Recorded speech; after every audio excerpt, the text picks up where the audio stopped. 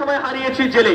আমি আজ তখন সেই বছর 2022 সালে যারা জেলে গিয়েছেন আমাদের সেই প্রত্যেক জেলমেট সহযোদ্ধাদেরকে শ্রদ্ধা করে স্মরণ করছি।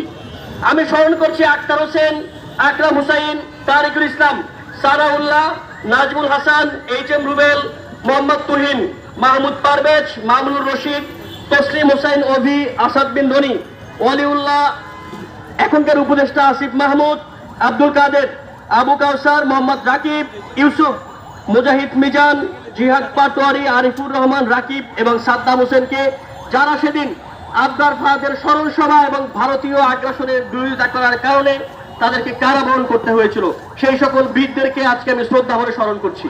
আমি স্মরণ করি 7ই অক্টোবর 2020 সালের সেই রাত, যেই রাতে ছাত্রলীগের হামলা এবং আক্রমণের ঝুঁকি মাথায় নিয়ে এই পলাশীতে 8 স্তম্ভ নির্মাণ করেছিলেন যে সকল ছাত্র নেতারা, ছাত্র